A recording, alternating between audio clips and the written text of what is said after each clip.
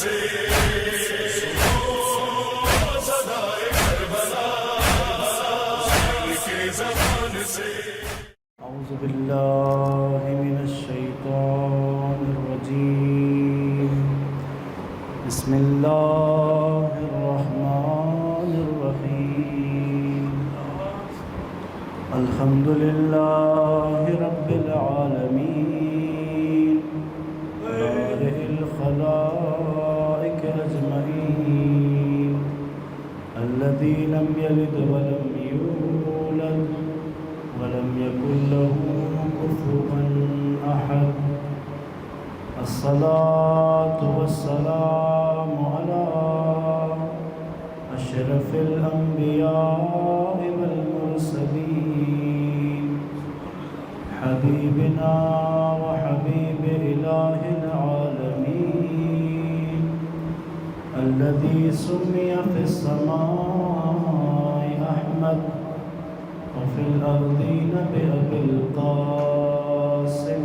محمد، اللهم صل على محمد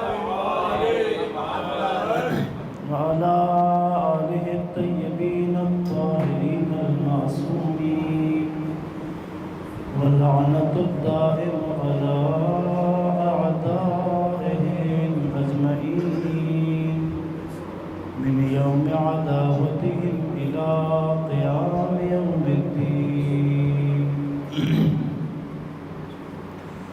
السلام عليك يا أبا عبد الله، وعلى الأرواح التي حلت بفنائك،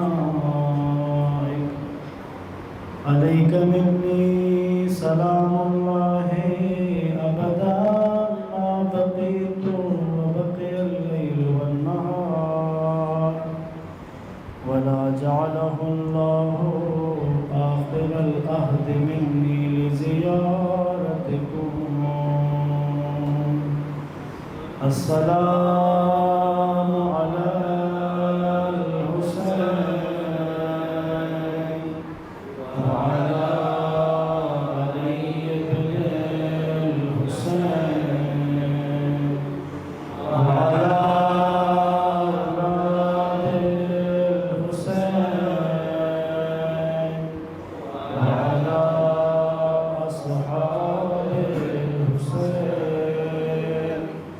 الذين بذلوا مهجهم دون الحسين عليه السلام صلوات.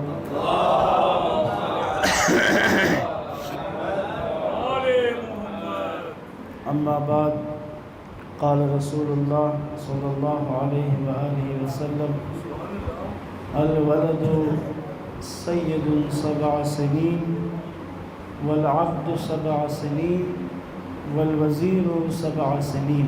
درود پڑھیں محمد و آل محمد.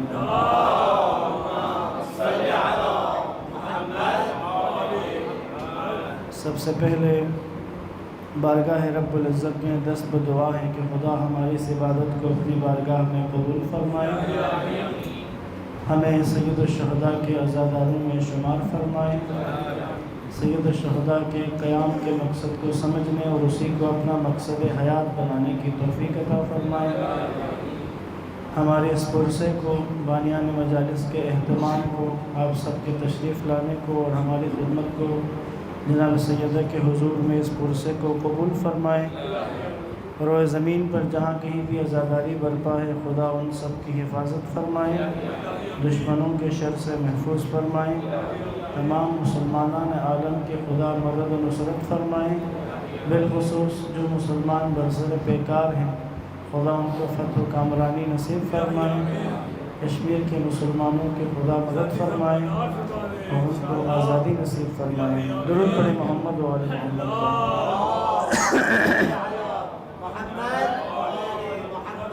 پیارے نبی پر بآواز بلند صلوات.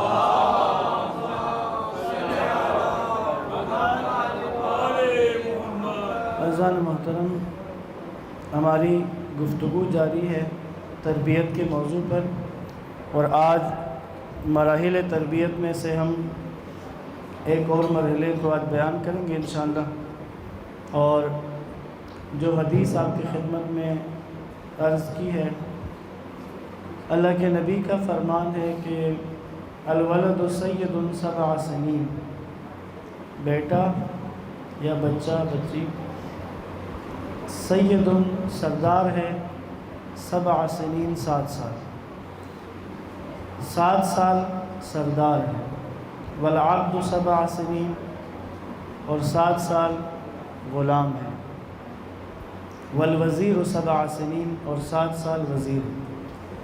پہلے 7 سال وہ سردار ہے، ملک کا لفظ بھی آیا ہے، پہلے 7 سال بادشاہ ہے، اگلے 7 سال غلام ہے، اور اگلے 7 سال وزیر ہے۔ یہ پیدائش کے بعد سے لے کے 21 سال تک کا تربیتی برنامہ ہے اس حدیث کے اندر، کہ ان 21 سالوں کو والدین اگر ان 3 مراحل کے ترتیب سے گزاریں تو وہ ایک بہترین اور صالح انسان معاشرے کے حوالے کریں گے۔ پہلے 7 سال آزاد رکھنا ہے، بادشاہ ہے، سردار ہے۔ دوسرے 7 سال اس کی باقاعدہ اس کو ادب سکھانے کے، اس کو ادب سکھانا ہے، اس کو غلامی کے 7 سال کہے گئے۔ اور اگلے 7 سال وزیر، یعنی اب اس کی تربیت ہو چکی ہے، اب اس کو مشیر بنانا ہے، وزیر بنانا ہے، اپنے معاملات میں اس کو شامل کرنا ہے، اس سے مشاورت کرنی ہے۔ عموماً ہمارے معاشرے میں الٹا ہوتا ہے، ہمارے معاشرے میں پہلے 7 سال میں غلام ہوتا ہے، کیونکہ چھوٹا ہوتا ہے تو ذرا ڈانٹ ڈپٹ کے اس کو کنٹرول کیا جاتا ہے۔ ہم پہلے 7 سال غلامی میں رکھتے ہیں، اگلے 7 سال اب ذرا تھوڑا تھوڑا بڑا ہونے لگتا ہے تو تھوڑی اس کو اہمیت دی جاتی ہے، وزیر بناتے ہیں اگلے 7 سال میں، اور پھر اگلے 7 سال میں بادشاہ بنانے کی ضرورت نہیں ہوتی، وہ خود بخود بن چکا ہوتا ہے بادشاہ۔ پھر ماں باپ مل کے بچے کی چاکری کر رہے ہوتے ہیں، نوکری کر رہے ہوتے ہیں، کیونکہ وہ جناب جیسے کہیں گے ویسے ہی چلنا ہوتا ہے۔ یہ الٹا ایک سمجھے الٹی گنگا بہہ رہی ہے۔ اگر ترتیب سے رکھیں تو پھر ہی ہم جن نتائج کو حاصل کرنا چاہتے ہیں، یا جو نتائج روایات نے بیان کی ہیں، انہی نتائج کو حاصل کیا جا سکتا ہے، لیکن ترتیب کا خیال رکھتے ہوئے۔ بس پہلے 7 سال بادشاہ ہے، اگلے 7 سال غلام ہے، اور اگلے 7 سال وزیر ہے۔ ایک سوال عموماً آتا ہے لوگوں کے ذہن میں، اگر پہلے 7 سال بادشاہ بنائے تو پھر بگڑ جاتا ہے۔ نہیں، جو رسول اللہ نے کہا ہے وہ انسان شناس ہیں، وہ فطرت شناس ہیں، وہ خلقت انسان سے واقف ہیں، اور وہ وما ینطق عن الہویٰ ان هو الا وحی یوحیٰ کے حامل ہیں، کہ جو وہ کہتے ہیں وہ خدا کے ارادے سے، خدا کی مرضی سے کہتے ہیں۔ اور عملی طور پر جن لوگوں نے تجربہ کیا ہوا ہے، جنہوں نے پہلے 7 سال بچے کو بادشاہ بنایا ہوا ہے، انہوں نے ہی دیکھا ہے کہ اگلے 7 سال میں وہ ایک بہترین غلام خود بخود آمادہ ہو جاتا ہے، اور پھر اگلے 7 سال میں اس کو وزیر بنانا۔ امام رضا علیہ السلام نے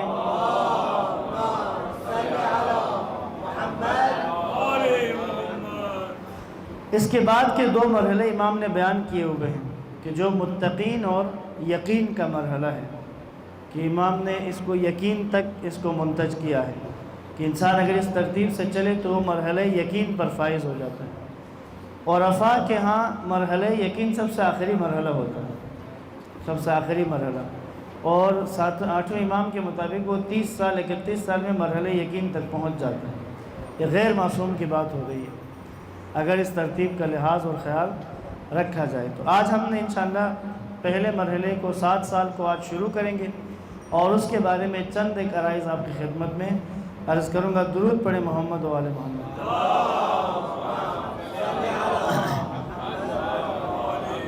کل جیسا کہ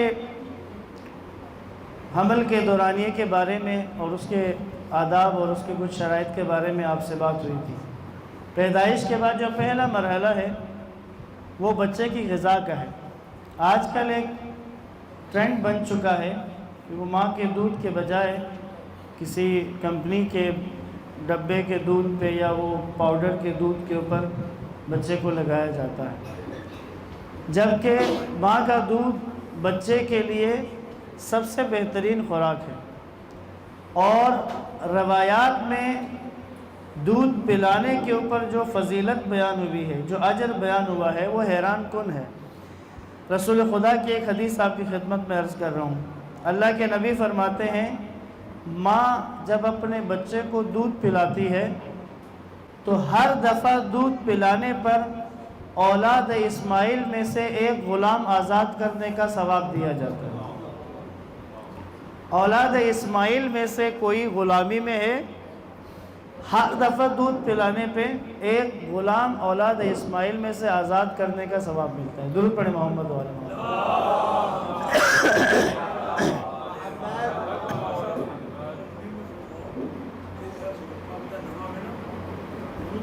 جی ہاں، بزرگ متوجہ کروا رہے ہیں، اور یہ کچھ عرصہ میں نے پہلے بھی اس طرح کی بات کی ہے۔ ہمارا ایک نقص ہے کہ بالخصوص ائمہ میں سے کسی کا ہم نام اسم مبارک لیتے ہیں تو ہماری زبان پہ درود جاری ہوتا ہے، بہت خوب ہے، لیکن اکثر ایسا ہوتا ہے رسول خدا کا ذکر ہوتا ہے، آپ کے بارے میں بات ہوتی ہے، لیکن درود نہیں پڑھا جاتا۔ عموماً ایسا ہے، یہ نہیں ہونا چاہیے۔ اور اللہ کے نبی فرماتے ہیں، جب میرا نام لیا جائے اور کوئی درود پڑھنا بھول جائے تو وہ ایسے ہی ہے کہ جیسے وہ جنت کا راستہ بھول گیا ہے۔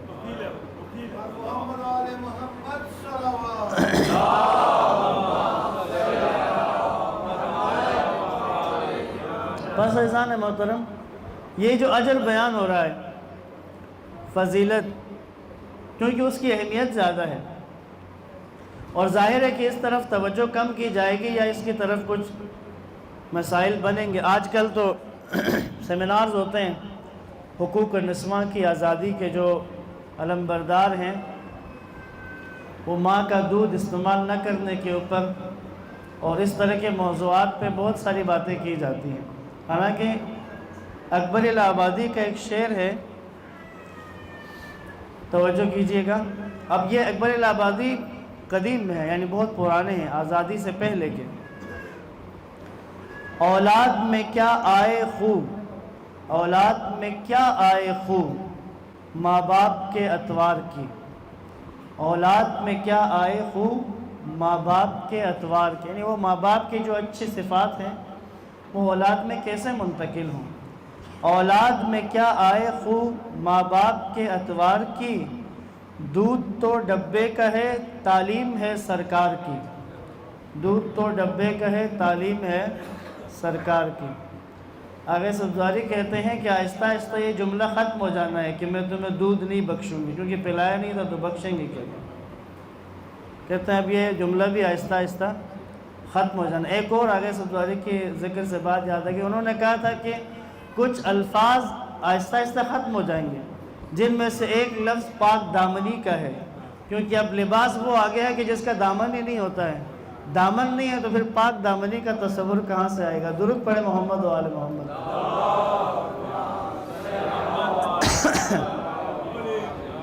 اب دوسری حدیث آپ کی خدمت میں عرض کر رہا ہوں۔ دودھ پلانے کی فضیلت کیا ملتا ہے؟ اجر۔ اپنے بچے کو، ماں اپنے بچے کو دودھ پلائے اور اجر دیا جا رہا ہے۔ اللہ کے نبی فرماتے ہیں، جب ماں اپنے بچے کو دودھ پلا کر فارغ ہوتی ہے تو اس کے پہلو میں ایک فرشتہ اسے آواز دیتا ہے کہ خدا نے تیرے پچھلے سارے گناہ معاف کر دیے ہیں، اب تم آگے کے عمل کو درست کر لو۔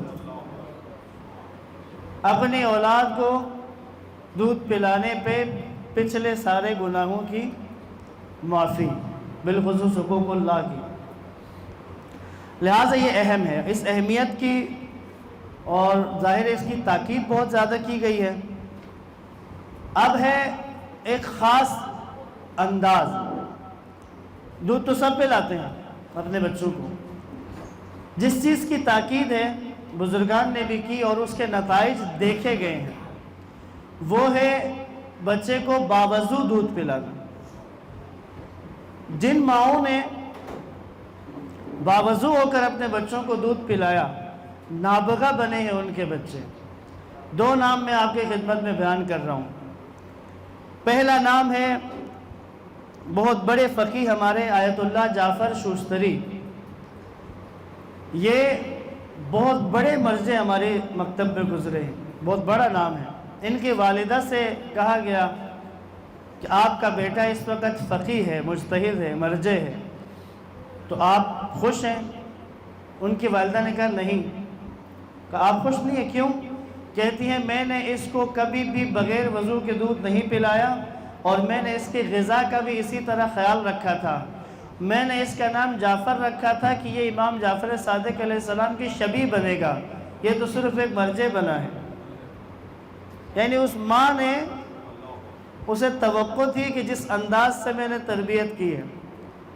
اگلا نام بھی بہت بڑا ہے، مکتب تشیع میں اب تک ان کے مقابلے کی شخصیت علمی طور پر نہیں آئی ہے۔ آج بھی حوزے میں ان کی کتابیں پڑھ کر لوگ مجتہد بنتے ہیں۔ شیخ مرتضیٰ انصاری، شیخ انصاری جن کو کہتے ہیں، ان کی لکھی کتاب کو آج پڑھ کر اس سے استنباط کا ملکہ حاصل کرتے ہیں، پھر روایات میں استنباط کر کے کوئی مجتہد بنتا ہے۔ شیخ مرتضیٰ انصاری کی والدہ سے کہا گیا کہ آپ کا بچہ اتنی بڑی سطح تک پہنچ گیا ہے، آپ کو حیرت ہوتی ہے، خوشی ہوتی ہے؟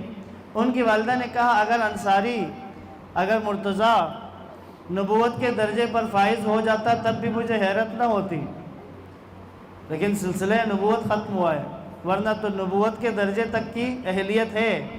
پھر انہوں نے بتایا میں نے مرتضیٰ کو جب دودھ پیتا تھا کبھی بھی بغیر وضو کے دودھ نہیں پلایا، اس کے بعد جب وہ کھانا کھانے لگا، جوان ہونے تک، بڑا ہونے تک، میں نے کبھی بھی اس کے لیے کھانا بغیر وضو کے نہیں بنایا ہے۔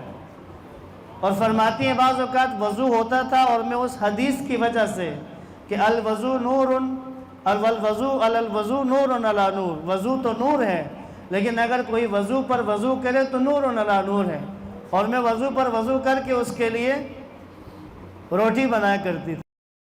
کہا اس کی غذا کا خیال رکھا ہے، تو وہ شیخ مرتضیٰ انصاری بنے ہیں۔ اسی طرح شیراز علاقہ ایران کا، وہاں کے بارے میں کہتے ہیں ایک عرصے تک شیراز کی ماؤں نے اپنے بچوں کی تربیت ایسی کی تھی کہ علماء تو چھوڑیں، پڑھے لکھوں کو بھی چھوڑیں، جو اس شہر کے تندوری تھے، جو تندور پہ روٹی لگاتے ہیں، وہ تندور پہ روٹی لگانے والے بھی وضو کر کے روٹی لگایا کرتے تھے، اور ان کی روٹین تھی وضو کریں گے، باوضو ہو کر حدیث قصہ کی تلاوت کر کے پھر اپنے تندور میں روٹی لگاتے تھے۔ کہتے تھے وہ ان ماؤں نے، اس علاقے کے ماؤں نے اپنے بچوں کی تربیت اس انداز میں کی تھی۔ اور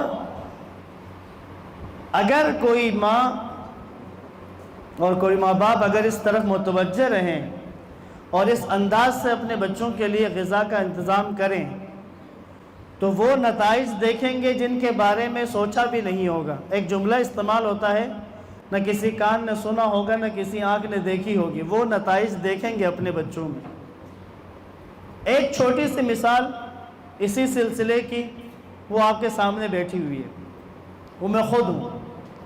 میرے خاندان میں پچھلے مجھ سے اوپر کی 3-4 نسلوں تک کوئی بھی طالب علم نہیں ہے، کوئی بھی دینی تعلیم کی طرف گیا نہیں ہے۔ ہم گلگت شہر میں رہتے ہیں اور میرا خانوادہ کو بہت زیادہ، جو خاندان ہے ہمارا جو جتنے بھی ریلیٹیو ہیں، وہ دین کے معاملے میں ایسا نہیں ہے کہ کوئی پڑھے لکھے یا کوئی اچھی جگہ پر، نارمل جو عام افراد ہوتے ہیں معاشرے کے۔ میرا بچپن سے ہی مجھے، میرے چھوٹے بھائی کو اور میرا ایک کزن تھا، ہم تینوں کو ایک ساتھ قرآن سینٹر میں جا کے قرآن مجید کی تعلیم حاصل کرنے کے لیے بھیج دیا۔ ہم تینوں آپس میں قد میں تینوں برابر تھے، عمروں میں ہمارا 1-2 سال کا فرق تھا۔ ہم گئے قرآن سینٹر میں، ہم نے وہاں اپنی تعلیم شروع کی۔ 6 سال کا شاید میں تھا، ہم نے یسرن القرآن شروع کی۔ وہ اس میں ایک صفحہ ہے جس کو ہم سلمہ کہتے تھے، کیونکہ پہلا لفظ اس کا سلمہ ہوتا ہے۔ سلمہ تک ہم تینوں ساتھ تھے، اس کے بعد میں آگے چلتا گیا، وہ دونوں سلمہ میں تھے۔ میرا یسرن القرآن ختم ہو گیا تو وہ دونوں سلمہ میں ہی تھے۔ میں نے پھر قرآن شروع کیا، میرا قرآن کا ناظرہ مکمل ہوا تو وہ میرا کزن اور بھائی دونوں سلمہ سے فارغ التحصیل ہو گئے، انہوں نے چھوڑ دیا۔ لیکن میرا، حالانکہ ہم ایک گھر میں ہیں، ایک دسترخوان پہ کھانا کھاتے ہیں، ایک ہی گھر میں رہنے والے ہیں، لیکن میرا رجحان زیادہ تھا۔ میں قرآن سینٹر مستقل گیا، اس کے بعد میں نے پڑھایا بچوں کو، پھر جب دینی تعلیم کے لیے خدا نے توفیق دی میں آیا، مجھے خود جو انکشاف ہوا، میں یہ سمجھتا تھا کہ میں ISO میں رہا تھا اور علماء کے ساتھ اٹھنا بیٹھنا بھی ہوا، لیکن وہ ظاہر 12-13 سال کی عمر میں جا کے یہ ہوا، لیکن جو ایک رجحان تھا وہ بچپن سے، مجھے خود اس کا اندازہ نہیں تھا۔ چند سال پہلے طلبگی کے بعد، سمجھے آج سے کوئی 3-4 سال پہلے مجھے اس بات کا پتہ چلا۔ ہماری والدہ کے ہاں بچے ولادت کے بعد فوت ہو جاتے تھے، مجھ سے اوپر 2 بھائی 1 بہن فوت ہو گئے۔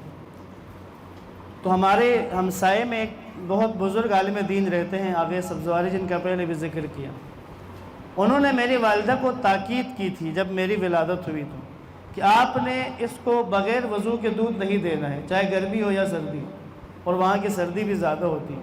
3-4 سال پہلے مجھے والدہ نے بتایا، جب میں نے ایک جگہ ذکر کیا کہ میں تنظیمی ISO میں تھا اور وہاں علماء کی سرپرستی، اس کی وجہ سے میری بنیاد یہ بنی ہے، تب والدہ نے اس بات کا ذکر کیا کہ میں نے سردیوں کی راتوں میں بھی بغیر وضو کے دودھ نہیں دیا۔ انہوں نے اس وجہ سے نہیں کہ یہ وضو کے ساتھ دودھ دینے کی فضیلت، ان کو یہ بتایا گیا تھا کہ بچے کو اگر بچانا ہے، موت سے بچانا ہے تو یوں کرنا ہے، انہوں نے اس وجہ سے یہ کیا۔ لیکن میرے اندر یہ دین کی طرف آنے کا جو رجحان تھا وہ اسی عمل کی وجہ سے ہوگا، اس عمل کی وجہ سے۔ میں نے کہا ایک چھوٹی سی مثال میں خود آپ کے سامنے، اگر باوضو ہو کر بچوں کو غذا دی جائے، مائیں اگر کچن میں کام کرتی ہیں، روٹی پکا رہے ہیں، سالن بنا رہے ہیں، کھانا بنا رہے ہیں، بس آپ اگر باوضو ہو کر یہ کام کریں تو اس کے اندر اس کا جو اثر ہے وہ بہت زیادہ بڑھ جاتا ہے، پاکیزگی کی طرف اور اس کی اصلاح کی طرف، اس جوان کے صالح ہونے میں بہت بڑا کردار اس سے یہ انجام پاتا ہے۔ درود پڑھیں محمد و آل محمد پر۔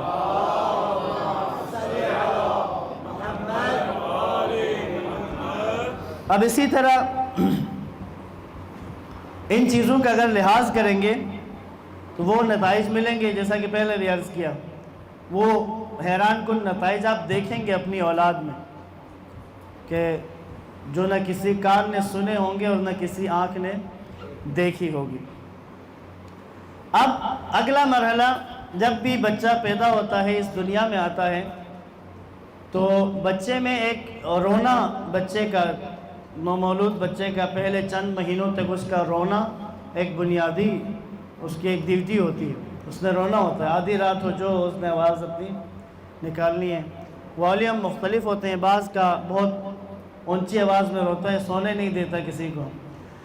تو یہاں پر عموماً جو نیا شادی شدہ جوڑا ہوتا ہے وہ زچ ہو جاتے ہیں بچے، اور میں نے اس طرح کی چیزیں دیکھی بھی ہیں اور معاشرے میں ہوتا بھی ہے، مارتے بھی ہیں چھوٹے بچے کو، رو رہا ہے تو لگا بھی دی اس کو۔ ماں عموماً خود اگر ذرا کچی عمر میں ہوں یا ان کی اچھی تربیت نہ ہو، ایک آدھ لگ بھی جاتی ہے چھوٹے بچے کو۔ اب اللہ کے نبی نے اس مسئلے کو حل کیا ہوگا۔ خدا کے رسول فرماتے ہیں کہ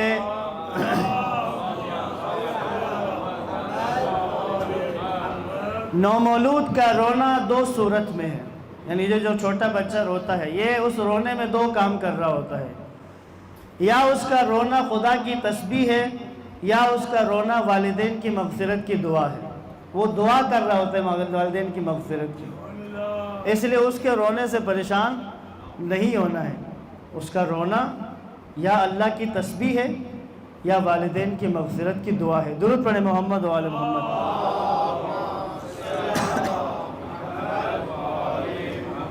اب پہلے 7 سال میں اسے سردار کے طور پہ، بادشاہ کے طور پہ رکھنا ہے۔ اب بادشاہ ظاہر آزاد ہے۔ یہ حدیث 3 انداز میں آئی ہے، جس طرح اس حدیث میں آپ کو بتایا سردار، ایک میں ہے کہ وہ بادشاہ ہے، اور ایک میں ہے کہ اسے کھیلنے دو۔ پہلے 7 سال اسے کھیلنے دو، یعنی اس پر کوئی بوجھ نہیں ڈالنا، اس کے لیے کسی سمت کا تعین نہیں کرنا، اسے آزاد چھوڑ دیں، اسے کھیلنے دیں۔ اور اللہ کے نبی نے رسول خدا کی سنت میں ہمیں نظر آتا ہے، انہوں نے عملاً کر کے دکھایا ہے۔ اب جو روایت ہے یقیناً یہ فضائل کی روایت ہے، امام حسین علیہ السلام کی فضیلت ہے اس میں۔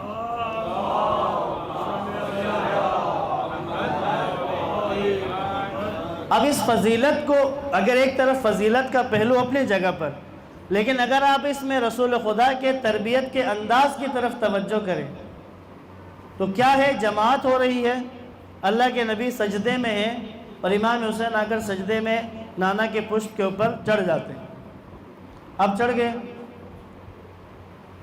اور نماز جماعت ہے، پیش نماز ہیں، امامت کر رہے ہیں۔ اب پیچھے اصحاب نماز پڑھ رہے تھے، انہوں نے سنا سبحان ربی الاعلی و بحمدہ، سبحان ربی الاعلی و بحمدہ، سبحان ربی الاعلی و بحمدہ، 3 دفعہ پڑھا سب تھے۔ جب چوتھی دفعہ سبحان ربی الاعلی و بحمدہ، تب بھی گمان کیا کہ 7 دفعہ بھی پڑھا جاتا ہے، جب 7ویں دفعہ سبحان ربی الاعلی و بحمدہ، اس کے بعد جب 8ویں دفعہ سبحان ربی الاعلی و بحمدہ، تو اب پریشانی ہوئی، کیا وجہ ہے کہ طول دیا جا رہا ہے سجدے کو۔ جب کئی دفعہ سبحان ربی الاعلی و بحمدہ ہوا تو کسی نے سر اٹھا کر دیکھا تو پشت پر حسین ابن علی بیٹھے ہوئے تھے اور اللہ کے نبی سبحان ربی الاعلی کہتے جا رہے تھے۔ کسی شاعر نے کہا تھا کہ صحابہ دی نماز ہو گئی پشت پر حسین دیکھ کے، جس نے اٹھ کے دیکھا تو اس کی نماز تو ہو گئی حسین کو دیکھ کے۔ اچھا، اس سے ایک تو فضیلت سمجھ میں آ رہی ہے، اور دوسرا یہ سمجھ میں آ رہا ہے ایک چھوٹا بچہ ہے، وہ آ کر اللہ کے نبی کے پشت پر بیٹھ گیا، اب اس کو پروٹوکول دیا جا رہا ہے، کیوں؟ بادشاہ ہے، پہلے 7 سال ہیں، آزاد ہے، بادشاہ ہے، اب بادشاہوں والا سلوک ہو رہا ہے، سجدے کو طول دیا جا رہا ہے۔ اب اس بچے نے جس عمر میں بھی تھے، یہ واقعہ امام حسن کا بھی ہے اور جناب زینب کا بھی ہے، سجدے کو طول دیا۔ اب اس بچے نے یہ دیکھا کہ میں نانا کے پشت پر بیٹھا تو مجھے نہیں گرایا، بچپنے سے رائج ہو گئی ہے۔ تو ایک بزرگ نے فرمایا کہ یہ جو اللہ کے نبی نے پشت سے حسین کو نہیں ہٹایا اور حسین نے دیکھا کہ سجدے کو طول دیا گیا، اب اس کے ذہن میں رائج ہو گیا تھا اور یہ رگوں میں شامل ہو گیا ہے یہ سجدہ، اور یہی سجدہ رگوں میں شامل ہوا ہے۔ اب حسین ابن علی زندگی کے اندر یہ سجدہ دوبارہ کر کے دکھائیں گے، صرف انداز یہ ہوگا کہ بدن حسین پر اتنے زخم ہوں گے کہ اتنے زخموں کے ساتھ کسی بھی انسان میں سجدہ کرنے کی طاقت نہیں ہوتی ہے، لیکن رسول خدا نے اس سجدے کو طول دے کر اپنے نواسے کو آمادہ کیا ہے کہ 1900 زخم بدن پر لے کر اس زخمی بدن کے ساتھ حسین ابن علی نے سجدہ کیا ہے۔ نماز سے عشق ہو گیا۔ ہمارے یہاں کیا ہوتا ہے، اگر والد صاحب نماز پڑھ رہے ہوں اور بچہ جائے-نماز پہ آ جائے پشت پر تو بڑی بات ہے، وہ جائے-نماز پر بھی آ جائے تو بعد میں خاتون خانہ کی خیر نہیں ہوتی، دیکھ نہیں رہے نماز پڑھ رہا ہوں، نماز کی بھی کوئی احترام نہیں کر رہے، کوئی اہمیت ہی نہیں دے رہے نماز کو۔ اگر آپ گنجائش رکھیں گے، بے شک بچہ جائے-نماز پہ آ گیا، آپ نے اس کے ساتھ نرمی رکھی، اس کے ساتھ پیار والا انداز رکھا، اسے نماز سے محبت ہوگی۔ اگر بچے گھروں میں یہ دیکھتے ہیں کہ جب بھی نماز پڑھی جاتی ہے ہم قریب جاتے ہیں تو بھگا دیتے ہیں، تو اس کا مطلب یہ ہوتا ہے کہ نماز جو ہے بھگانے والی چیز ہے۔ بچپن میں بھگاتے ہیں اور بعد میں پھر ہم روتے ہیں کہ بچہ نماز نہیں پڑھ رہا۔ پہلا جو تصور، پہلی تصویر نماز کی ہم نے کیا بٹھائی ہے؟ اللہ کے نبی نے تو یہ بٹھائی تھی پہلی شکل نماز کی۔ اسی طرح ایک دفعہ جماعت ہو رہی ہے، اللہ کے نبی جماعت میں کھڑے ہیں، کوئی بچوں میں سے ایک بچہ یا آپ کے نواسوں میں سے ہیں یا کسی صحابی کے بچوں میں سے آگے کھڑا ہے، آپ اللہ کے نبی نے تکبیرۃ الاحرام کہی، اللہ اکبر. اب بچہ جو ہے اس نے کوشش کی، اللہ آگے نہیں کہہ سکا. اللہ کے نبی نے دوبارہ اللہ اکبر کہا، بچے نے پھر کوشش کی. اللہ کے نبی اللہ اکبر تکبیرۃ الاحرام بار بار کہہ رہے، یہاں تک کہ جب بچے نے کہا تو آپ نے نماز شروع کر دی. یہ اہمیت دی جا رہی ہے، اس کو اندازہ ہے وہ بچہ پھر پیار کرے گا، اہمیت دی جا رہی ہے. ایک صحابی کے گھر میں دعوت ہوئی کھانے کی، اللہ کے نبی کو بلایا گیا، آپ گئے، ان کا چھوٹا بچہ تھا. اور ظاہر ہے اللہ کے نبی پیار کرتے تھے بچوں سے، وہ دوڑ کے آیا اور اللہ کے نبی کی گود میں بیٹھ گیا. اور کچھ دیر بعد اس نے اللہ کے نبی کی گود میں ہی وہ فارغ ہوا. جو ہی اس کا پیشاب کرنے لگا، جو ہی تو اب والدین تو ماں باپ یا رسول اللہ، وہ آگے کہ کیا ہو رہا ہے. اللہ کے نبی نے روک دیا، کہا آرام سے، اس کو تنگ مت کرو، کر دے. تو جب وہ فارغ ہوا ہے پھر اللہ کے نبی نے حوالے کیے اور خود جا کر اپنے لباس کو پاک کیا. اور ہم میں سے کسی کے ہاں خدا نہ خواستہ ایسا ہو جائے، آج کل کے دور میں تو بہت ہی آسان اور سستا اور ایتھنٹک تانا دے گا، ابا حضور آدھی تنخواہ سے تو پیمپر لے کے آتا ہوں، یہ کیا مذاق ہو رہا ہے میرے ساتھ. فوراً اور عین ممکن ہے کہ وہ جو بچہ بیچارہ اس نیچرل پروسیس کے اندر ہو، اسی کے بیچ میں ہی یہ آوازیں شروع ہو جائیں، آؤ دیکھو یہ کیا ہو رہا ہے. کیا ہو رہا ہے جناب؟ عجوبہ ہو گیا، کوئی ایسا کام ہوا جو آج تک دنیا میں نہیں ہوا ہے. اصالت کیا ہے؟ اصالت ہے اہمیت دینا، اصالت ہے پروٹوکول دینا اس کو جو دیا اللہ کے نبی نے. اور ایک صحابی، اسے اللہ کے نبی سے کوئی کام تھا، انتہائی اہم، اس کی زندگی کا کوئی اہم مسئلہ تھا. وہ آیا، دستک دی، اللہ کے نبی باہر گئے، اس نے اپنا مسئلہ بیان کیا. انتہائی سنجیدہ اور اہم بات تھی، کوئی بہت سنجیدہ بات یہ کر رہا تھا. تو بات کرتے کرتے یہ رک گیا. کہا یا رسول اللہ آپ میرا مذاق اڑا رہے ہیں.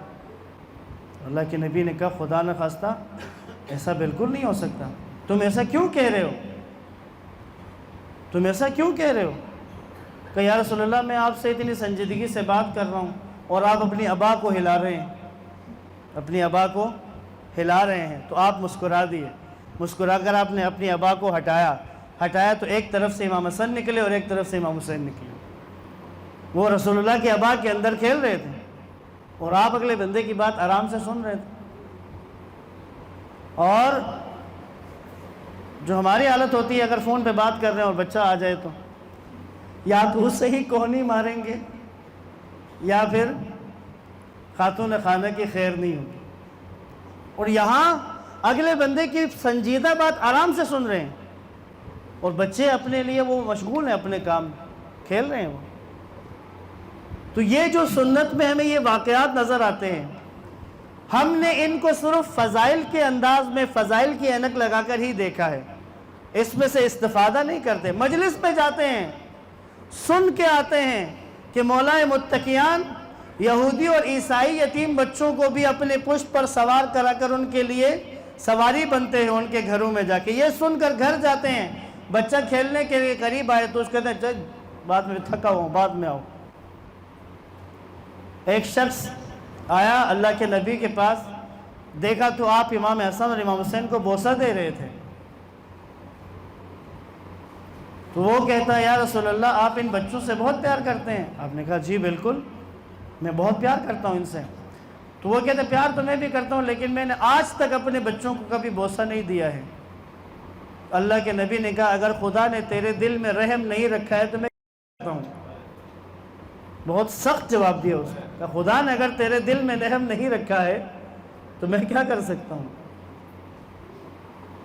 لہٰذا یہ 7 سال اہم ہے اور اس میں جو چیزیں سکھانے والی ہیں، اس میں سے انشاءاللہ 2-3 باتیں آپ کی خدمت میں عرض کرنے ہیں۔ درود پڑھیں محمد والے محمد پر۔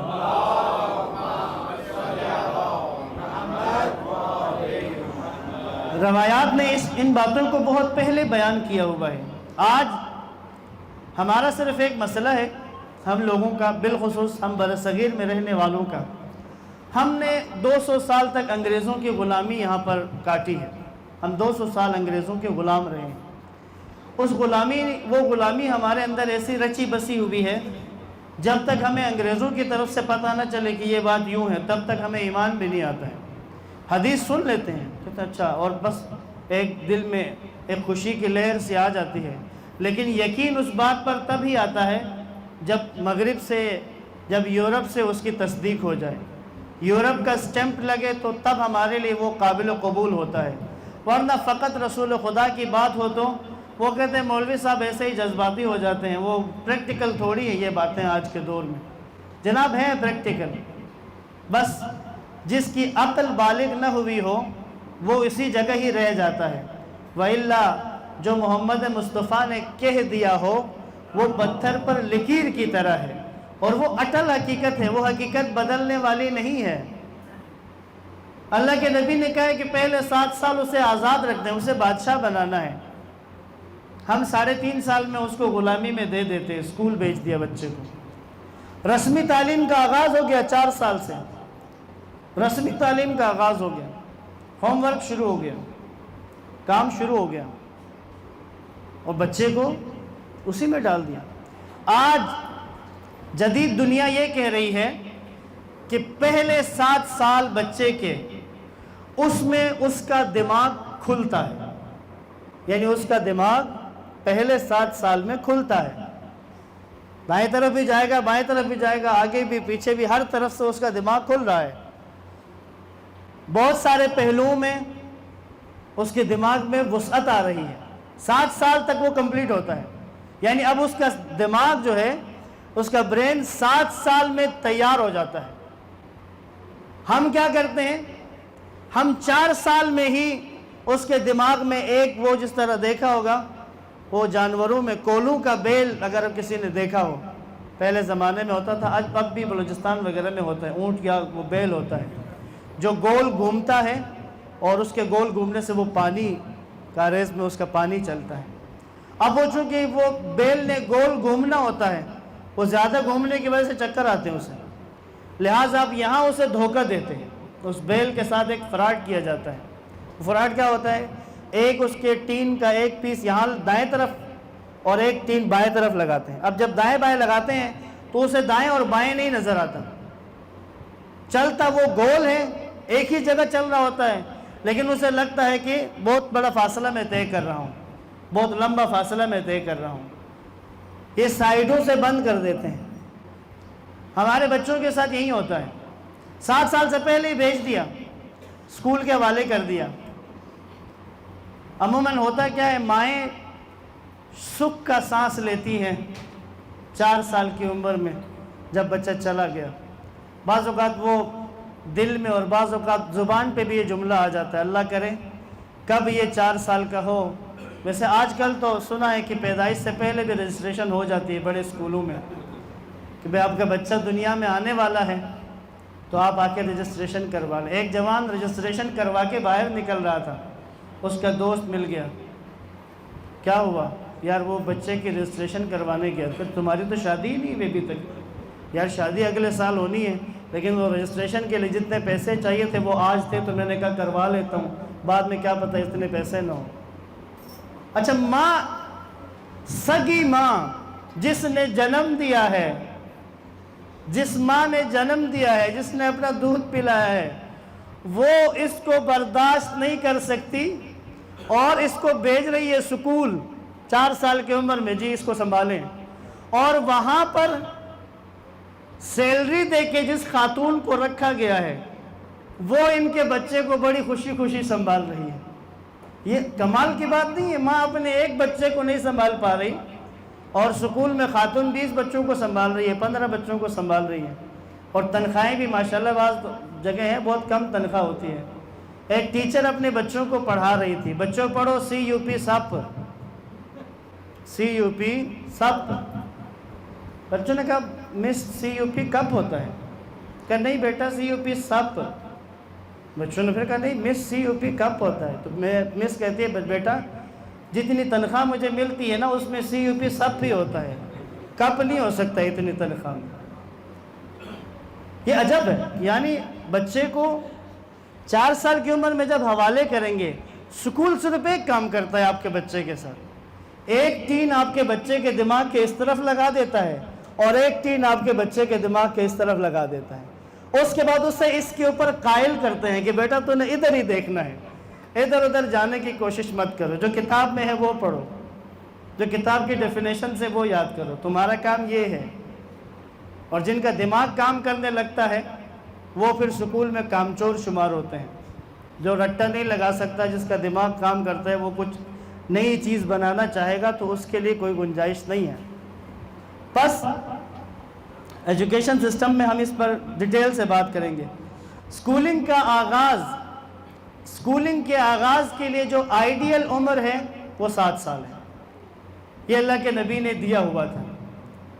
اب اگر آپ نے یقین کرنا ہے اور ہم نے اس کے اوپر پریکٹیکلی اعتقاد رکھنا ہے تو میں آپ کو چند ملکوں کی مثال دوں گا کہ جن کی مثال کے بعد یہ ہمارے لیے حجت ہو جائے گی. اس وقت دنیا میں ایجوکیشن میں جو ملک پہلے نمبر پر ہیں تعلیم میں، اور جن کا نظام تعلیم، جن کے ایجوکیشن سسٹم کو پوری دنیا قبول کرتی ہے، وہ ہے فن لینڈ. فن لینڈ کا ایجوکیشن سسٹم پوری دنیا قبول کرتی ہے کہ یہ ایجوکیشن میں پہلے نمبر پر ہے.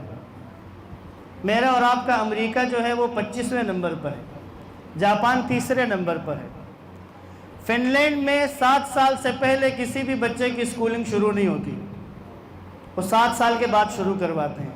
7 سال سے پہلے کھیل کود کے لیے کچھ جگہ ہیں بچوں کے لیے رسمی بنائی گئی، لیکن وہاں پر کوئی سلیبس یا وہاں پر کوئی کتابیں نہیں پڑھائی جاتی بچوں کو. وہاں پر سکولنگ کا آغاز 7 سال کی عمر میں ہوتا ہے. اس سے بھی بڑی مثال جو ہمارے لیے ایتھینٹک ہوتی ہے وہ امریکہ بہادر کی ہے. امریکہ میں بھی 7 سال سے پہلے سکولنگ نہیں ہے بچوں کے لیے. ایران انقلاب اسلامی جہاں پر حکومت اسلامی ہے، وہاں پر بھی 7 سال سے پہلے بچوں کی سکولنگ شروع نہیں ہوتی ہے.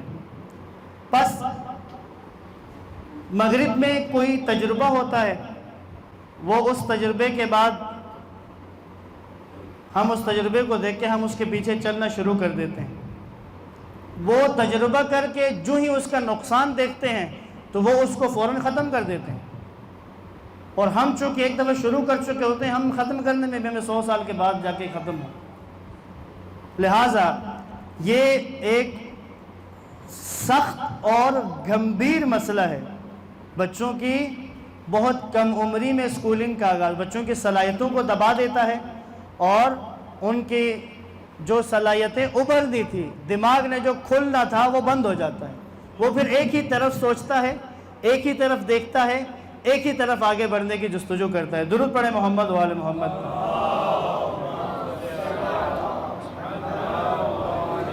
ایک اور مسئلہ جو بہت اہم ہے، بعض افراد اپنے بچوں کے لیے ان کو دین سکھانے کا، ان کو دین کا فہم ان کو سکھانے کے لیے کسی عمر کے انتظار میں ہوتے ہیں، ذرا بڑے ہو جائے تو پھر ہم سکھائیں.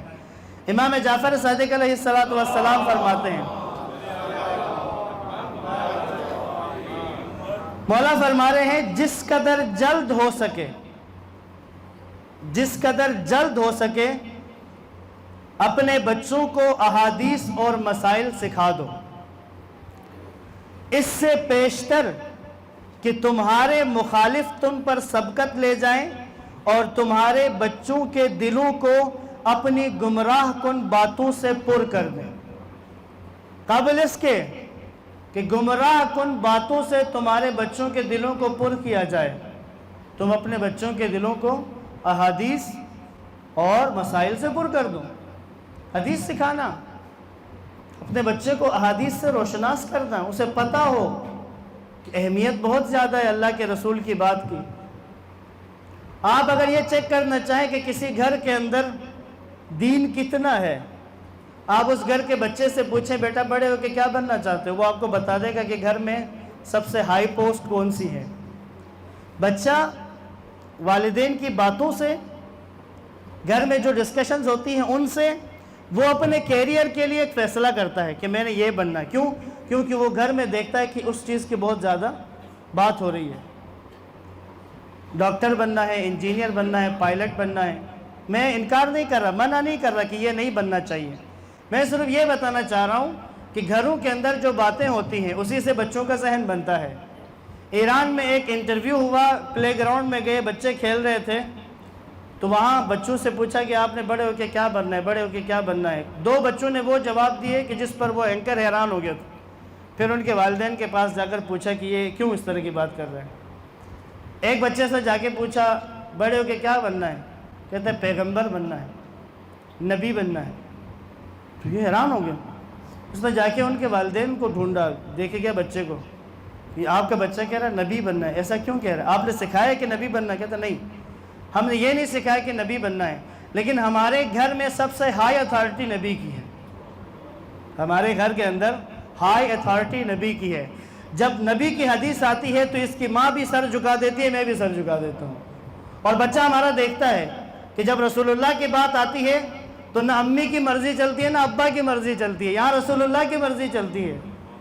تو اس نے اندازہ کیا کہ یہاں پر ہائی اتھارٹی رسول کی ہے، تو پھر اس کا دل چاہ رہا تھا کہ میں رسول بنوں گا۔ اور دوسرا بچہ جس کے جواب سے حیران ہوا پوچھنے والا، بیٹا بڑے ہو کے کیا بنو گے؟ کہتے امام جعفر صادق بنوں گا۔ گیا والدین کے پاس، پوچھا تو انہوں نے وجہ یہی بتائی کہ ہمارے گھر میں امام کا ذکر بہت زیادہ ہوتا ہے، امام کی باتیں، امام کے اقوال۔ مکتب اہل بیت میں سب سے زیادہ احادیث کی روایت چھٹے امام نے کی ہے، ہزاروں احادیث ہیں کہ جن کے امام راوی ہے، اور اس گھر میں امام کی احادیث بیان ہوتی تھی۔ تو اس بچے نے سنا کہ ذکر اسی کا ہوتا ہے اور ان کی اہمیت بتائی جا رہی ہے، تو بچہ بھی وہی بننا چاہتا ہے۔ اب یہ جو حدیث چھٹے امام نے کہی، احادیث سکھاؤ اپنے بچوں کو، تم پہلے سکھا دو، جلدی کرو سکھانے میں، وَإِلَّا دشمن تمہارا اپنے گمراہ کن خیالات کے ساتھ وہ تمہارے بچوں کے ذہنوں کو خراب کر دے گا۔ پھر بعد میں گھسانا مشکل ہوتا ہے، بعد میں کہ ہم بعد میں احادیث ڈال دیں، وہ پہلے سے اندر عقائد اس کے بگاڑ دیے گئے ہیں، توحید کے بارے میں اس کو خبر ہی نہیں ہے، وہ مانتا ہی نہیں ہے توحید کو۔ اس وقت تو ہمارے یونیورسٹیوں اور کالجوں کے اندر بہت تیزی کے ساتھ ملحدانہ فکر کی ترویج کی جا رہی ہے۔ پروفیسرز اور لیکچرار ایسے ہیں کہ جو اعلانیہ ملحدانہ سوچ کی وہ ترویج کرتے ہیں۔ وہ کہتے ہیں کہ خود خدا کے وجود کے اوپر سوال کھڑے کر دیتے، کہتے ہیں کیونکہ لیبارٹری میں ثابت نہیں ہو سکتا اس لیے وجود خدا نہیں ہے۔ قابل اس کے کہ وہ ملحدانہ سوچیں ہمارے بچوں کے اندر آئیں، انہیں سکھاؤ احادیث پہلے سے سکھاؤ تاکہ ان کے لیے مشکل نہ بنے۔ اقبال مغرب میں رہ کر آیا ہے، علامہ اقبال مغرب میں رہے ہیں، انگلینڈ میں رہے ہیں، اس کے بعد جرمنی میں رہے ہیں، کئی سال رہے ہیں، لیکن اقبال بدلے نہیں ہیں کبھی۔ اقبال ہی تھا۔ کسی نے وجہ پوچھی کہ اتنی وہاں کی روشنیاں ہیں، اتنی وہ فرنگی جو دانشکدہ فرنگ جو ہے اس کی اتنی اٹریکشن ہے، اب اس دور میں بھی ظاہر بڑی سطح پہ تھی، اتنی اٹریکشن ہے وہاں پہ، اور برصغیر کی حالت کیا تھی اس وقت؟ برصغیر تو بہت پسماندہ تھا اس دور کے انگلینڈ کو دیکھتے ہوئے۔ آج تو ہماری کچھ نہ کچھ حالت بہتر ہے۔ اس پسماندہ برصغیر کا اقبال اس ترقی یافتہ انگلینڈ میں رہا ہے، ترقی یافتہ جرمنی میں رہا ہے، اور رہ کے واپس آیا، پوچھا کیوں اٹریکشن نہیں تھی وہاں کی؟ تو اقبال نے اپنے شعر میں جواب دیا، کہا خیرہ نہ کر سکا مجھے جلوہ دانش فرنگ، خیرہ نہ کر سکا مجھے جلوہ دانش فرنگ، دانش فرنگ نے مجھے اٹریکٹ نہیں کیا، مغرب نے مجھے اپنی طرف کھینچا نہیں۔ وجہ کیا تھی؟ خیرہ نہ کر سکا مجھے جلوہ دانش فرنگ، کہ میری آنکھ کا سرما ہے خاک مدینہ و نجف، کیونکہ میں نے نجف اور مدینہ کی خاک کا سرما لگایا ہوا تھا، اس لیے اس نے مجھے اٹریکٹ نہیں کیا اپنی طرف۔ میں اور آپ اپنے بچوں کو برٹش ایجوکیشن سسٹم کے حوالے کر رہے ہیں، کریں، ضرور کریں، آپ کو پسند ہے کریں، بس ایک کام کر کے کریں، ان کی آنکھوں میں خاک مدینہ و نجف کا سرما لگا کر بھیجیں، پھر آپ کا بچہ سالم رہے گا۔ اگر یہ نہیں کیا تو پھر آپ کا بچہ آپ کا نہیں ہے، آپ کا بچہ ان کا ہے، جس طرح انہوں نے سکھایا وہ اسی طرف بڑھے گا۔ صلوات پڑھیں محمد و آل محمد۔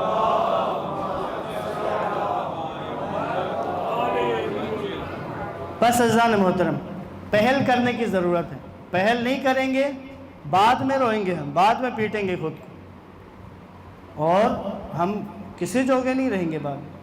لہذا بچپن سے سکھائیں۔ ایک مچھیرا مچھلی پکڑنے والا لیکن ہے سمجھدار، بیوی بھی ظاہر ہے کم پڑھے لکھے، ہماری طرح کو بہت زیادہ انٹلیکچوئل تو نہیں ہوں گے نا، مچھیرا ہے، مچھلی پکڑنے والا ہے۔ اس کی بچی نے کہا بابا مجھے بھی لے جائیں آپ مچھلی پکڑنے کے لیے ساتھ، ایک دن مجھے بھی لے جائیں۔ لے گیا بچی کو، ایک دن کشتی میں بٹھایا، سمندر میں گئے، مچھلی پکڑ رہے ہیں، جال ڈالا، کچھ دیر بعد جال وزنی ہوا تو باپ نے نکالا، مچھلیاں آئی ہوئی تھی اور مچھلیاں اس نے کشتی کے اندر الٹ دی، بچی بیٹھی ہوئی پیچھے۔ اس کے بعد دوبارہ اس نے جال پھینکا، کچھ دیر بعد آوازیں سنی، تڑپ تڑپ کی آوازیں آ رہی، مڑ کے دیکھا تو بچی مچھلیاں واپس سمندر میں ڈال رہی، ایک ایک کر کے سمندر میں ڈال رہی۔ کہا بیٹا یہ کیا کر رہی ہو؟ کہتی بابا مجھے ماما نے رسول خدا کی حدیث سنائی تھی، وہ مچھلی جال میں پھنستی ہے جو یاد خدا ہو جاتی ہے۔ یہ مچھلیاں یاد خدا سے غافل ہو گئی تھی، جو یاد خدا سے غافل ہو جائے میں نے اس مچھلی کا گوشت نہیں کھانا ہے۔ مچھیرے کی بچی، اس کو حدیث یاد ہے رسول خدا کی۔ آج اپنے گھر جا کے اپنے بچوں سے حدیثیں سنیں، چیک کریں کتنی حدیثیں یاد ہیں۔ رجحان ہی نہیں ہے نا، توجہ ہی نہیں ہے۔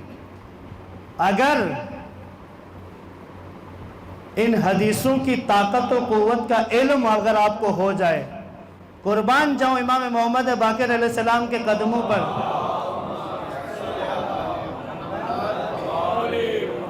امام فرماتے ہیں بس ایک کام کرو، اتنا کام کرو کہ ہماری بات کو لوگوں تک پہنچا دو، ہماری بات لوگوں کے سامنے رکھ دو، باقی تمہارا کام نہیں ہے، کیونکہ ہماری بات میں وہ اثر ہے کہ جو بھی پاک دل ہوگا اس کا سر ہماری بات پر جھک جائے گا، وہ سر جھکا دے گا ہماری بات۔ لہٰذا یہ بچپنے سے ہی چھٹے امام کی اس حدیث سے الہام لیتے ہوئے آج ہم 7 سال کے اس مرحلے کے آغاز کی چند باتیں ہم نے کی ہیں، کل بھی اسی کو ہم جاری رکھیں گے۔ بس احادیث سکھانے کا آغاز کم سے کم اس محرم میں کر لیں، چھوٹی چھوٹی احادیث سکھائیں، آپ کے بچوں کو پتہ ہو کہ امام نے یہ کہا ہے، اس کام کے بارے میں یہ کہا ہے، اس کام کے بارے میں یہ کہا ہے۔ اور افسوس کی بات یہ ہے روایات احادیث کا جو ذخیرہ ہے وہ مکتب اہل بیت کے پاس زیادہ ہے، لیکن جب بھی حدیث کی بات آتی ہے تو مکتب صحابہ والوں کی بات جلدی ذہن میں آتی ہے۔ کسی سے بھی کہیں حدیث تو فوراً ذہن میں اہل سنت آ جاتے ہیں، بھئی ذخیرہ ہمارے پاس زیادہ ہے۔ ایک زرارہ، ایک راوی، صرف زرارہ وہ ہے کہ جس نے 30,000 سے زیادہ روایتیں ان سے مروی ہیں، ایک زرارہ سے، صرف زرارہ سے اتنی روایات ہیں کہ جتنی اہل سنت کی 6 کتابوں میں ملا کے نہیں ہیں اتنی، تکرار اگر ہٹا دیں۔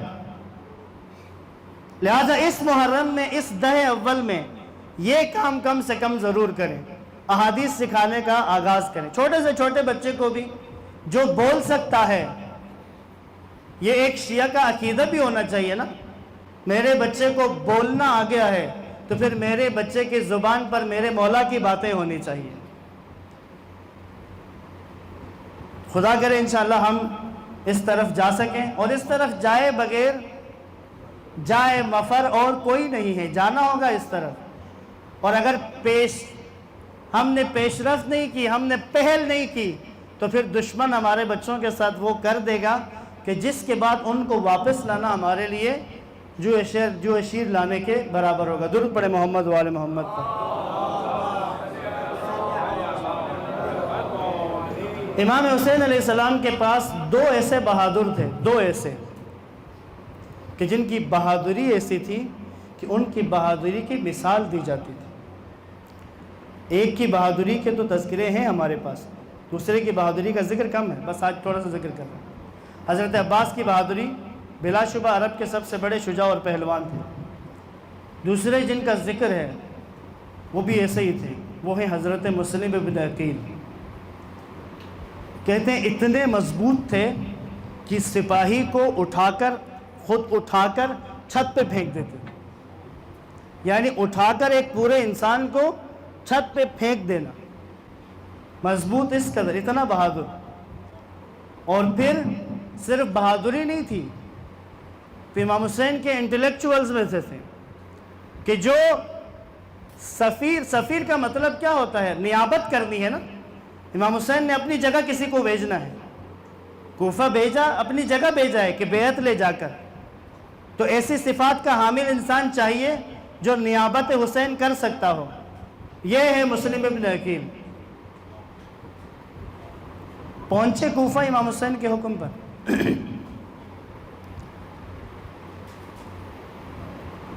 اور 18,000 افراد نے بیعت کی۔ جس دن 18,000 نے بیعت کی، اس دن مسلم نے خط لکھا، کہا مولا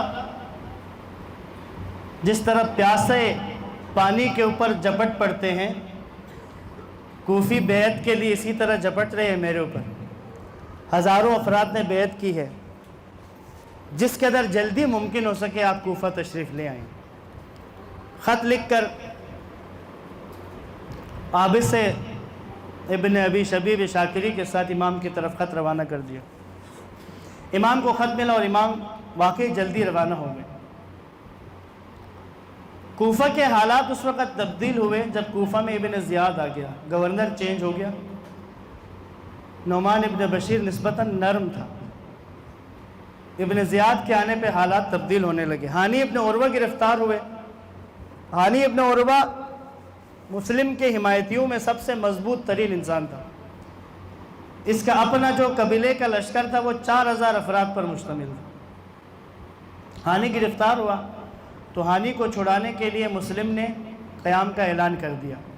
اس قیام کے اعلان کے ساتھ ہی ہزاروں افراد مسلم کے ساتھ جمع ہو گئے اور ابن زیاد کا محاصرہ کر لیا۔ آج بھی ایک ہتھیار ہے جس سے استفادہ کیا جاتا ہے، پروپیگنڈا مشینری۔ پروپیگنڈا کرتے ہیں، اس سے استفادہ کرتے ہیں۔ ابن زیاد نے بھی پروپیگنڈے سے استفادہ کیا۔ کیا اعلان کروایا پروپیگنڈا؟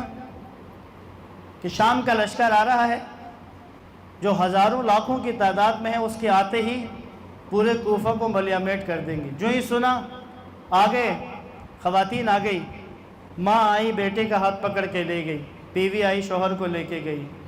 اس طرح خواتین آ کر اپنے اپنے رشتہ داروں کو، مردوں کو لے کر واپس چلے گئے۔ آہستہ آہستہ بہت قلیل تعداد، بہت کم تعداد مسلم کے ساتھ دارالمارہ کے باہر رہ گئی۔ شام ہونے لگی تھی، باقی جو رہ گئے تھے انہوں نے کہا مسجد چلتے ہیں، یہاں پر رکنا ٹھیک نہیں ہے، کم ہے ہم لوگ۔ مسجد گئے، مغرب کی نماز پڑھی 30 لوگوں نے، عشاء کی نماز پڑھی 15 سے کم لوگوں نے۔ عشاء کی نماز پڑھنے کے بعد باہر آئے، ایک طرف کو چل پڑے، آہستہ آہستہ پیچھے سے لوگ نکلنا شروع ہو گئے۔ ایک گلی کے نکڑ پہ پہنچے تو مسلم نے دیکھا تو پیچھے کوئی نہیں تھا، تنہا ہو گئے، نہ رستے کا پتہ ہے نہ شہر کو جانتے ہیں۔ چلتے گئے یہاں تک کہ ایک جگہ تھک کر بیٹھ گئے۔ سنا ہوا آپ لوگوں نے، بس 2-3 جملے عرض کرنے۔ بیٹھ گئے۔ خاتون ایک اپنے بیٹے کے انتظار میں تھی، دیکھا جوان بیٹھا ہوا ہے، جا کر کہا جوان کوفے کے حالات ٹھیک نہیں ہے، یہاں سے چلا جا۔ کس لیے یہاں پر ہے؟ کہا پیاس لگی ہے، اگر پانی پلا سکیں تو۔ پانی پلا دیا، پھر بھی بیٹھے رہے۔ تو جاتا کیوں نہیں ہے؟ تو مسلم نے کہا اے اماں، جانے کے لیے تو کہتی ہو لیکن یہ نہیں بتاتی ہو کہ کہاں جاؤں۔ کیا تم کوفہ میں غریب ہو؟ کہا ہاں میں یہاں کا نہیں ہوں۔ کون ہو؟ کہا میں مسلم ہوں۔ اہل بیت کی ماننے والی تھی۔ کیا مسلم؟ سفیر حسین مسلم ابن عقیل، گھر لے گئی، پناہ دی۔ مسلم تھکے ہوئے تھے لیکن اس رات نیند نہیں آ رہی ہے، عبادت میں رہے۔ ایک ٹائم آنکھ لگی ہے، جو ہی آنکھ کھولی انا للہ و انا الیہ راجعون کہا۔ اس خاتون نے کلمہ استرجاع سنا کر کہا مسلم انا للہ پڑھ رہے تھے آپ؟ کہا ابھی کچھ دیر کے لیے آنکھ لگی تھی تو امیر المؤمنین کو خواب میں دیکھا، مجھے کہہ رہے تھے کہ مسلم جلدی کرو جلدی کرو۔ اس سے مجھے اندازہ ہو رہا ہے کہ کل میرا آخری دن ہے۔ صبح ہوتی ہے، اس کے بیٹے نے جا کر مخبری کی تو لوگ آ گئے، سپاہی ابن زیاد کے آئے، آ کر آواز دی مسلم باہر آؤ ورنہ ہم آگ لگا دیں گے گھر کو۔ طوعہ نے گزارش کی، کہتی مسلم آپ باہر نہ جائیں۔ مسلم نے لباس جنگ پہن لیا تھا، کہا طوعہ نہیں، یہ گھر کو آگ لگانے کی بات کر رہے ہیں، کیونکہ کسی گھر کو آگ لگے ہم یہ بات برداشت نہیں کر سکتے۔ مسلم گلی میں آئے، جنگ لڑنے لگے۔ اس وقت تک لڑتے رہے جب تک بہت زیادہ زخمی نہیں ہوئے۔ اشعث کا بیٹا محمد ابن اشعث، اس نے آواز دی، مسلم سے کہا مسلم ہتھیار ڈال دو، ہم تمہیں امان دیتے ہیں۔ مسلم نے کہا نہیں، تمہاری امان پر اعتبار نہیں ہے۔ تو اس نے قسم کھائی، قسم کھا کر کہا امان دیتے ہیں، تم ہتھیار ڈال دو۔ ہتھیار ڈال دیے، گرفتار کر کے لے گئے۔ کچھ دور چلے تھے، ایک سپاہی، ایک سردار ان سپاہیوں کا، اس نے کہا مسلم ہم نے تمہیں امان صرف دھوکہ دینے کے لیے دی تھی۔ جو ہی یہ کہا تو مسلم نے رونا شروع کر دیا، گریہ کیا۔ تو وہ کہتا ہے مسلم کیا موت کے ڈر سے رو رہے ہو؟ جواں مرد بنو، کیوں موت سے گھبرا رہے ہو؟ مسلم نے کہا نہیں، موت سے نہیں ڈر رہا، میں نے حسین ابن علی کو خط لکھا تھا کہ آپ کوفہ تشریف لے آئیں، میرا مولا مکہ سے یقیناً نکلا ہوگا، مجھے حسین ابن علی کے کوفہ آنے پہ اتنی تکلیف نہیں ہے، اتنا خوفزدہ نہیں ہوں، لیکن حسین کے ساتھ علی کی بیٹیاں بھی آ رہی ہیں۔ کوفہ اب اس حال میں نہیں ہے کہ علی کی بیٹیاں کوفہ آئیں، اس بات کا گریہ کر رہے ہیں۔ ابن زیاد کے دربار میں پیش کر دیا، پیاسے تھے۔ ابن زیاد سلام نہیں کیا، ابن زیاد اس کا سپاہی کہتا ہے امیر کو سلام کرو، تو مسلم کہتا ہے امیری حسین و نعم الامیر، کہا میرا امیر حسین کے سوا کوئی نہیں ہے، اور حسین کتنا اچھا امیر ہے۔ ابن زیاد کے ساتھ جو مکالمہ ہوا ہے وہاں وہ مسلم کی وہ جرأت و دلیری، تہائی بہادری کے ساتھ اپنا موقف پیش کیا ہے۔ ابن زیاد نے کہا میں تمہیں سزائے موت دینے والا ہوں۔ مسلم نے کہا مجھے تم سے اس کے علاوہ کوئی توقع بھی نہیں ہے۔ ابن زیاد کہتے ہیں کوئی آخری خواہش ہے تو بتاؤ۔ مسلم کہتے ہیں میں وصیت کرنا چاہتا ہوں۔ دیکھا تو عمر سعد تھا کہ جو جاننے والا تھا۔ عمر سعد سے کہا اگر تم میری وصیت سن لو۔ عمر سعد سے کہا اے عمر سعد، میں جب سے کوفہ میں رہا ہوں میں 700 درہم کا مقروض ہوں، جب میں شہید کر دیا جاؤں تو مدینے میں میری جائیداد ہے، تو لہٰذا میرا قرض ادا کر دینا۔ دوسرا کہ میرے بدن کو دفن کر دینا، کیونکہ یقیناً ابن زیاد میرے بدن کے ساتھ برا کرنا چاہتا ہے۔ تیسرا کہا اے عمر سعد، تمہیں خدا کا واسطہ ہے ایک خط لکھو حسین ابن علی کے نام اور ان سے گزارش کرو کہ مولا کوفہ نہ آئیں۔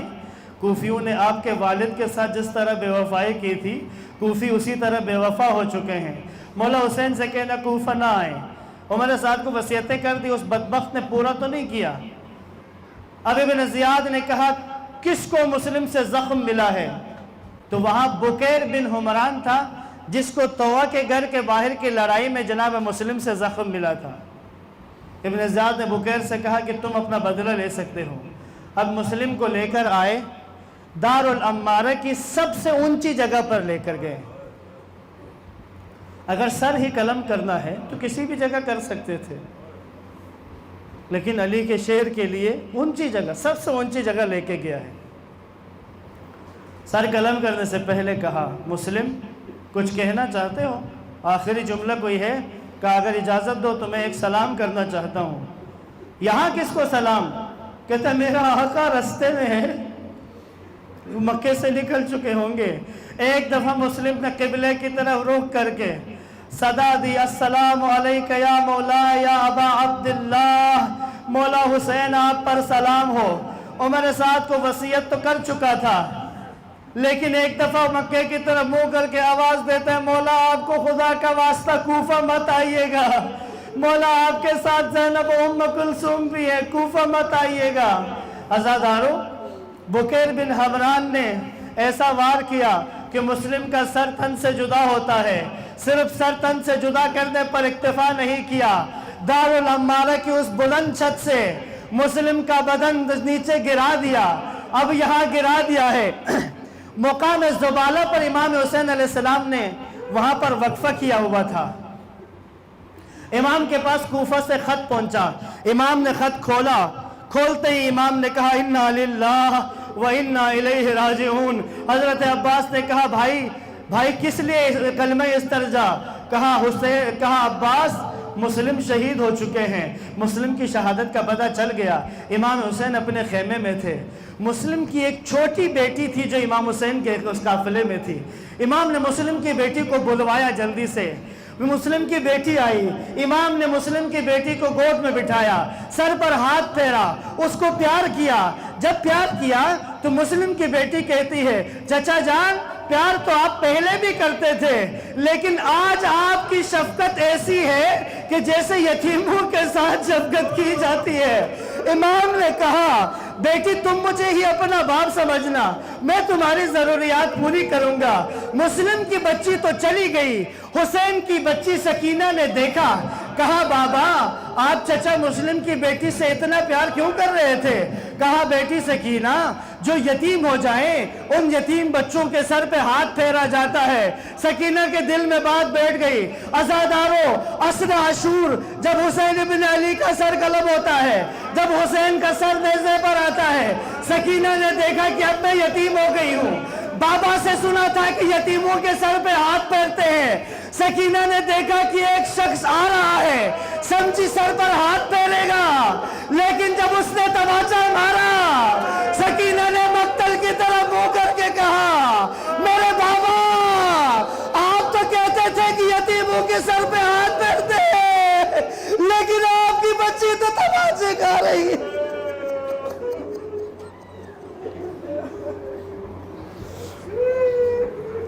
اللہ لعنت اللہ علی القوم الظالمین وسيعلم الذين ظلموا أي منقلب ينقلبون إنا لله وإنا إليه